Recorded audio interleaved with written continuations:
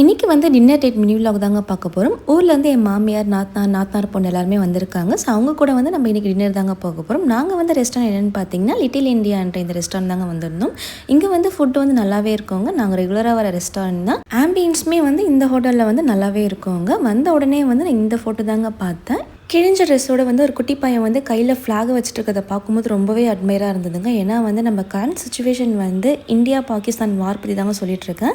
So எவ்வளோ பேர் வந்து நீங்கள் வந்து பப்ளிக் பிளேஸில் வந்து இந்தியன் ஆர்மி ஆஃபீஸரை பார்க்கும்போது ஸோ அவங்களுக்கு எப்படி ரெஸ்பெக்ட் கொடுக்கணும்னு சொல்லிட்டு உங்கள் வீட்டில் இருக்க குழந்தைங்களுக்கு வந்து நீங்கள் வந்து சொல்லி கொடுத்து வளங்க.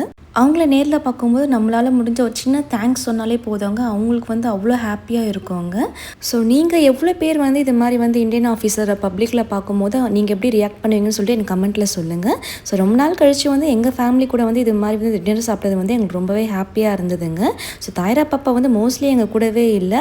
இன்றைக்கி தாயரா பாப்பா வந்து வெறும் சப்பாத்தி மட்டும்தாங்க சாப்பிட்டாங்க. சாப்பிட்டுட்டு அங்கேருந்து கிளம்பிட்டோங்க. போகிற வழியில் பார்த்தீங்கன்னா எங்கள் மாமியார் வந்து ட்ரெஸ் எடுக்கணும்னு சொன்னாங்க. ஸோ அவங்களுக்கு வந்து நாங்கள் ட்ரெஸ் எடுத்துகிட்டு நாங்கள் அப்படியே வந்து ஸோ வீட்டுக்கு கிளம்பியாச்சு. ஸோ அவ்வளோதாங்க இந்த vlog. தேங்க்யூ, பாய்.